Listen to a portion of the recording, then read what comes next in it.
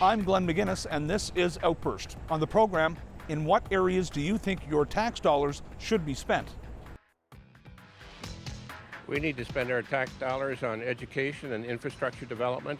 A lot of the climate issues that we're seeing right now deserve a lot more attention. Recruit more doctors and nurses. Pretty good. I think we should spend a little bit more on defense. But first, as the prices are steadily rising on practically everything we buy for at least the last 2 or 3 years, Canadians are finding new ways to manage their money and also finding new ways on making those difficult decisions when making purchases. With the Bank of Canada raising interest rates recently, the hope is that will help drive inflation down to the 2% target they're looking for. But we're not there yet. So we took to the streets to ask Canadians what tough choices they're making to make ends meet. Our question: what tough decisions have you made to deal with higher prices? Well, when we go grocery shopping, if something's exorbitant, we just don't eat it. We're just shopping smarter. We'll shop the bargains or the 50% off in the morning. Travel-wise, we've got a travel van, not a brand new one. And, we use that as our hotel expenses type thing. Just whatever we have, we might be in the game, but it's not the top of the line, but we're still doing it. I had to change my position at work to help with my childcare because childcare is so expensive that it would have made more sense for me to quit my job and stay at home than to pay over $1,000 a month in childcare. So they were able to give me a position on night shift so that I could spend the days with my children and take care of them. Well, I live with roommates, and I live with this one as well. I have her about 4 days a week. But yeah, that's pretty much it. I living with roommates, not being able to afford like a single bedroom like normal, like you normally would be able to, working even a minimum wage job. Minimum wage job you can barely get anything done with that. You need some sort of extra income. I don't necessarily know if I've made any tough decisions, but I've definitely made some sacrifices and deal with higher gas prices. I try not to take my own personal vehicle. I try to use the transportation system more often. Higher prices like groceries, stuff like that. Just got to be a little bit more aware of what you're purchasing and where what you're buying is coming from. Getting extra jobs. Multiple jobs. Cutting down on our quality of food because we can't afford good quality food. Yeah, having to eat at home, but then also not having the proper food, because you can't afford the proper food. So, well, my car definitely needs to be fixed, and I have not done that. I think paying for cheaper food rather than food that might be local or better for me. Things are expensive right now, so it's definitely a little difficult to make do with the wages that we have, but I'm getting by.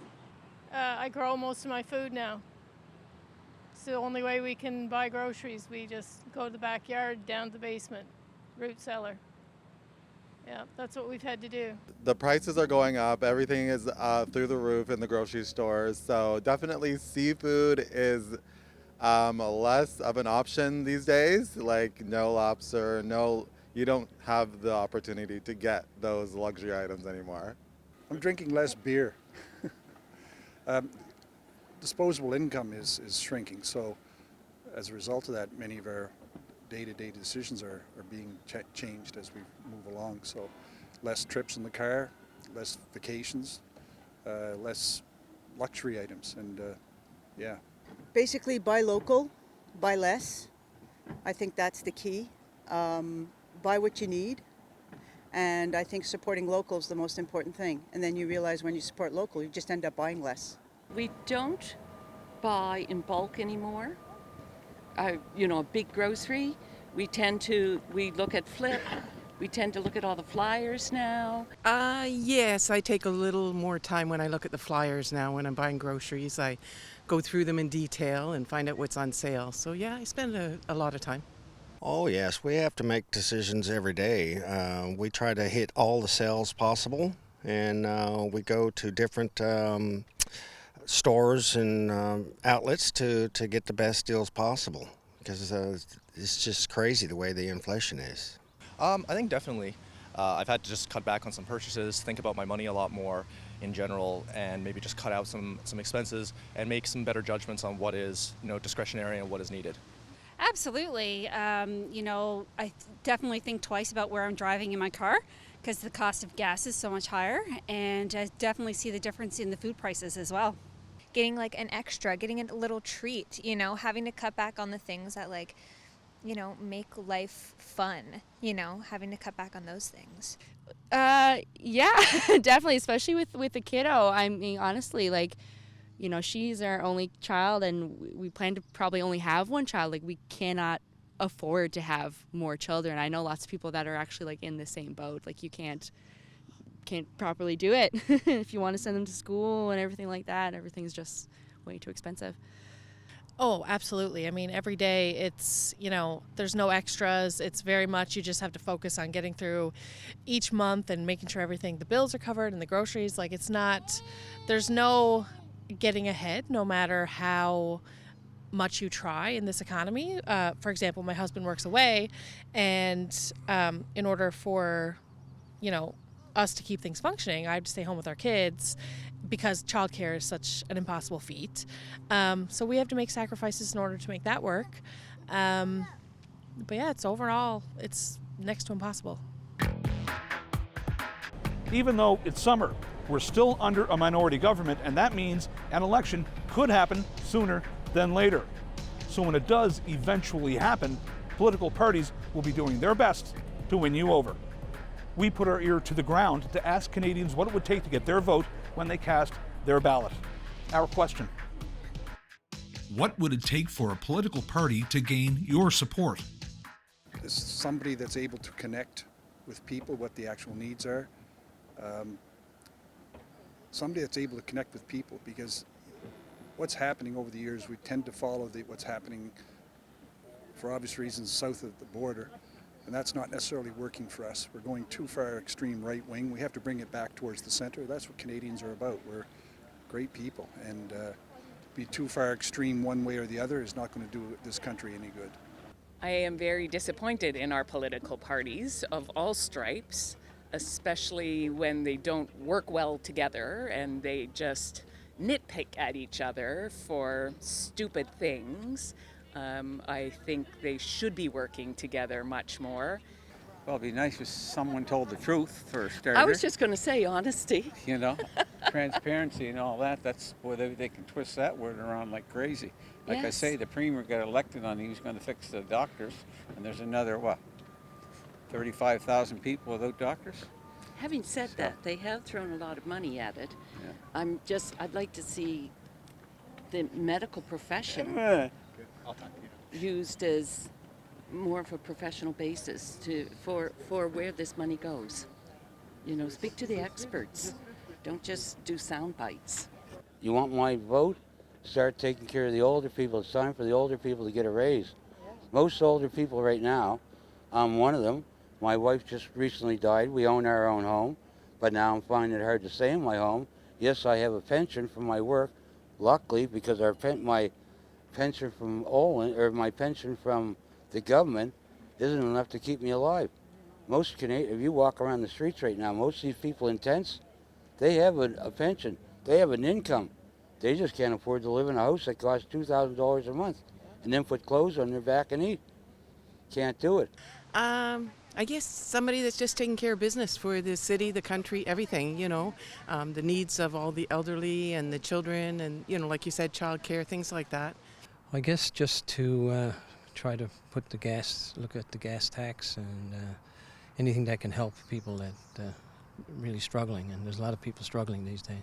Making more affordable living, affordable housing especially, because I feel like it's putting a lot of people in tough situations. So I don't know, just someone sticking to making affordable housing and affordable rent prices, They would definitely have to help out more with the childcare, with the housing situation. I really think that for a party, just to get rid of all the politics. I want leaders, not politicians. And really what I'm looking forward is common sense, practical common sense. Let's move ourselves forward. We've got to worry about the economy. We've got to grow the economy. I think we've got to care about each other. So, I think we can be a little bit socially progressive, but we also have to, I think we've got to be economically sensible and move the country forward that way. I just want, get rid of the politicians. Let's have leaders. Let's forget parties. To talk about real change as opposed to just talking points and sound bites. To get back to basics, like healthcare is really alarming at a stage in life where retirees, when you might need those services more. I'm seeing more and more stories and coverage that it's just not there. And whether it's we've lost people through COVID that were in the healthcare profession, that it was just asking too much of them, or if it's cutbacks, I'm alarmed about our healthcare and our basics in terms of once getting back to caring for each other. Yeah, commitment to, being really ethical and really transparent and just higher standards of public service, yeah. I guess to really start speaking for the smaller people, I think that there's certain groups in this country that are very, very marginalized, and I think that, I guess you really need to convince me that you're going to actually help those people. Real, committed action on climate change. I think that for me is one of the most important issues, and it has been for so many years. And I haven't seen any of the governments so far really putting the necessary action into it. There's a lot of talk, I think, good talking, but when it comes down to it, there's a lot of feet dragging. In my opinion, they'd have to put more effort in keeping the healthcare system. The hospitals are overrun right now, so I think that should be their main priority for me. They'd have to somehow convince us to trust them. At this point, it's mostly words with no substance. So to see actual words go into something, but at this point, it's difficult to gain our trust, I would say. Yeah, there was a lot of things that they said that haven't come true, and I think they just need to somehow regain our trust in what they want for this country. They would have to have a solid plan for what to do with the homeless and addiction and mental health. I'm in the field of addictions and mental health, so it's close to home for me. So, again, we're talking infrastructure, we're talking education, we're talking entrepreneurship, we're talking about market development. We need to do all of those things, but we need to have a strategy that will allow us to compete not only with the other provinces in Atlantic Canada, but in Canada and the world. We need a world-class economic development strategy from the get-go.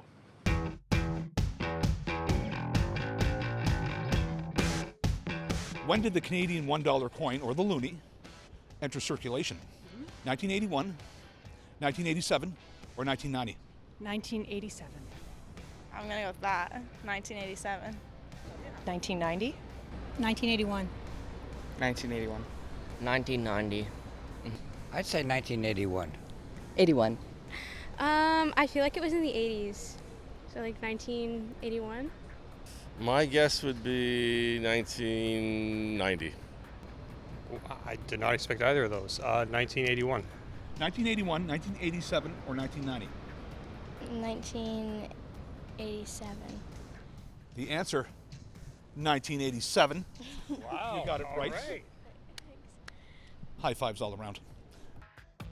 The $1 circulation coin was introduced in Canada in June of 1987.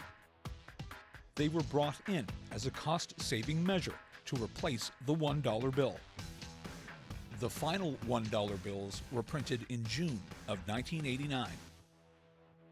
The loon design was created by noted wildlife artist Robert Ralph Carmichael, and the coin was instantly dubbed the loonie. The nickname caught on, and the term loonie has become synonymous with the Canadian dollar to this day. Canadians pay their fair share of taxes, and opinions will vary on how or even where that money should be spent, be it on healthcare, education, infrastructure. The list goes on and on. we took to the streets to find out where you think your hard-earned money should go. Our question: in what areas do you think your tax dollars should be spent? There's several different areas that need to be concentrated on. I believe that the streets should be taken care of and maintained all the time, right? But the roads here are just atrocious. No, in general everything's pretty good. I think we should spend a little bit more on defense. Well, my children are young adults now, so I can't really comment so much on the childcare anymore. However, I do work with lots of young parents, so I do see the value in having more accessible childcare. Here, certainly, childcare spaces are minimal, so I hear a lot of people speaking about that. I also work in healthcare, so I think investing in healthcare is super important. As a generation that's also has elderly parents, it's certainly important to invest in our healthcare. And so those would definitely be big investments for sure, and that's where I'd like to see my tax dollars go. The way that it impacts me the most is accessibility and areas of inclusion for children with disabilities. Like my son, for example, has Down syndrome, and finding childcare for him is next to impossible. I worry about what his life's going to look like when he goes to kindergarten, if he's going to have enough supports, if there's going to be, enough teachers' aides and people to help him get the most out of his education. So I think that's an area that our tax dollars could definitely benefit going towards. Definitely mental health, housing, and childcare. My heart just bleeds for people who don't have proper housing. So I don't think it should be free, but I think it should be workable. Improving infrastructure, trying to manage the healthcare crisis. Improving public services, healthcare, hospitals, roads, infrastructures, staffing of healthcare, that sort of thing. I think back to the basics. I hear about a lot of money being spent on things that look nice and seem really sweet, but healthcare is suffering. Roads are suffering. All the things that tax dollars early on were invented to pay for seem to be getting neglected in replacement of programs that look nice, but they're not serving the whole of the population. The majority of the population are not getting what they're paying for. Seems special interest these days more so. That's a good one. I think they should be spent with some programs to help for affordable housing. Healthcare is always number one as well for me. I think that there's a lot of social problems that we're seeing lately, particularly with the rise of costs of everything. And I think people who've been living on the margins are really suffering right now. And we've seen an explosion in homelessness, and housing has gone up all over the place. So I think housing is a really important thing that needs more money from all levels of government. And that's just a really fundamental, basic human need is shelter. I think most of should be spent in the healthcare area. I mean, across Atlantic Canada, there's a strain in the healthcare infrastructure. I mean, we don't have the enough manpower or the labor that we call it. And despite the local talents over here, the bridging qualifications becomes difficult because people come from the different geography and then they want to get into mainstream. So the licensing bodies create a lot of time, and in that case, the local people suffer over here. We need to spend our tax dollars on education and infrastructure development. That's really critical if we're going to build the economy that we need in the future. A lot of that involves hardware, but some of it involves infrastructure and soft technology, as I call it, education. We have to be educating people for the future, jobs of the future, and that's so critical. Education also needs, they have, their own difficulties, but I think that the medical system is, the priority right now. Yeah. Well, for education, to continue to build new schools, for health, of course, more hospitals, also to recruit more doctors and nurses. That would be a benefit to the province. Infrastructure, I think we're doing a lot of it now as we speak, but also housing would be very important now that I mentioned that, because our vacancy rate is less than 1%, and that's an issue right now. That's a difficult question because there's so many issues that we're facing. Healthcare is probably the biggest. Mental health care, there's another big one, because it seems that we have so many problems that are happening around this great country of ours. You walk around the city of, even this beautiful city of Halifax, and you see people camped out in our gems of the city where we're supposed to show people what we're all about. There's homeless people living there. That's a sin, and I don't know what the answer is. So we have to fix the mental health issues and the health issues as well. My tax dollars are supposed to be going to healthcare, but it's very hard to see with the waiting rooms, with the long wait times and stuff like that. So I just want to see more of my tax dollars being spent where they're supposed to be being spent. On the people of Canada. Like right now, our Prime Minister gives more money away to all the other countries. All you got to do is say, I need something, and we're right there. Now, it's nice that we're giving away our money and tax dollars to all these other countries to help them, but there's enough poor people right here in Canada that we're not helping at all. As such, doctors. We don't have no doctors, but we want to bring in 1 million more immigrants with no doctors to take care of those 1 million more people. Canada is one of those countries that seems to have it all. We're surrounded by 3 oceans. We have the mountains, the prairies, and in every nook and cranny this country has to offer, you're likely to find something you'd be hard-pressed to find anywhere else. We sent our cameras out to ask Canadians what it is about where they live that sets it apart from other places. Our question: what makes your part of the country unique? We don't have traffic. We don't have hordes of people. That's right. We have quiet roads at 2 o'clock in the morning. You can only find a taxi cab out.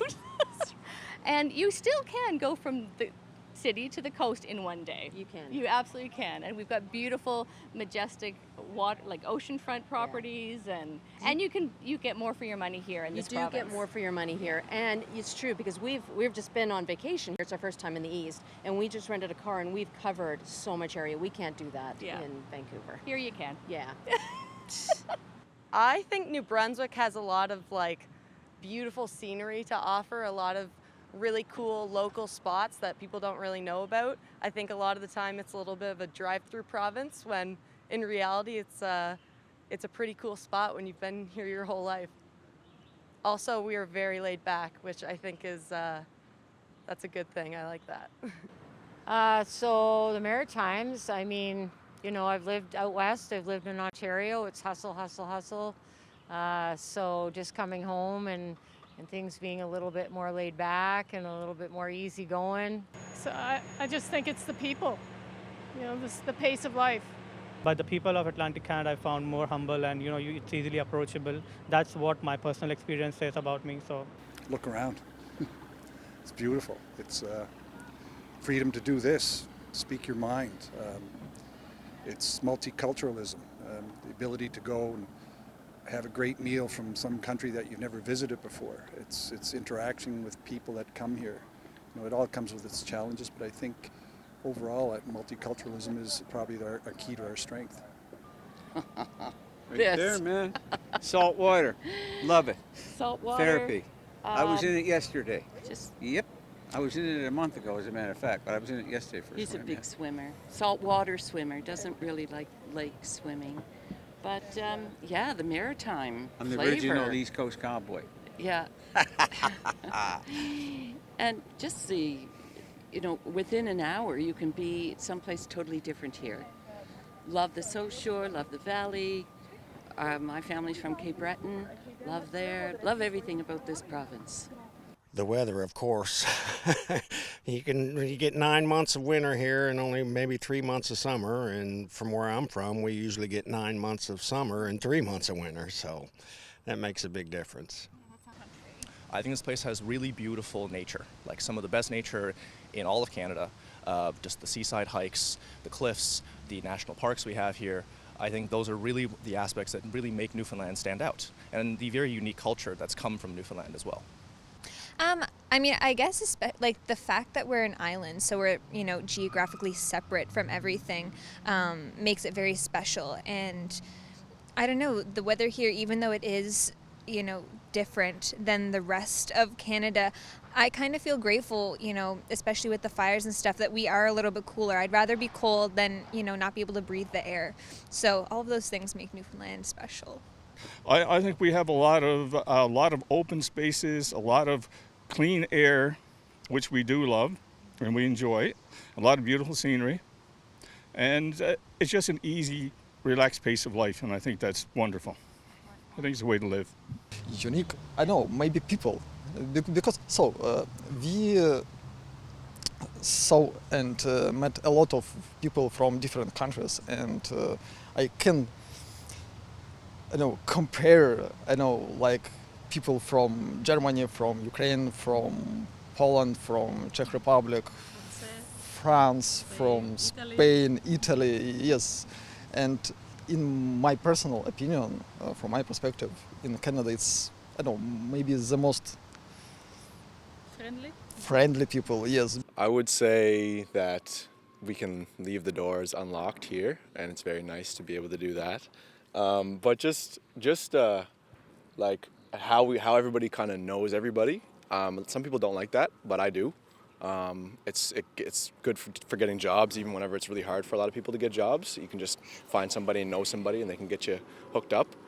And yeah, I would say just the how it's kind of behind the rest of the world in terms of pop culture and stuff like that. So there's a lot of new artists here who are doing stuff that people were doing in the States like 25, 30 years ago, and it's all new here. That's kind of my favorite part. I think we're so small and you just kind of know everyone and everywhere. It's kind of nice. I would say mainly the fact that we are an island has a really big impact on not just the way our society works and the way that people communicate with each other and our community is built, but also in terms of our economy and kind of the environmental and social issues we have to deal with as well. The red mud, and it's great to be by the water. Thanks for watching this episode of Outburst on CPAC. If you have any comments about this show or any other show, you can find us on social media. You can also find us on our website at www.cpac.ca. I'm Glenn McGuinness, and on behalf of my colleagues at the Cable Public Affairs Channel, thanks for watching.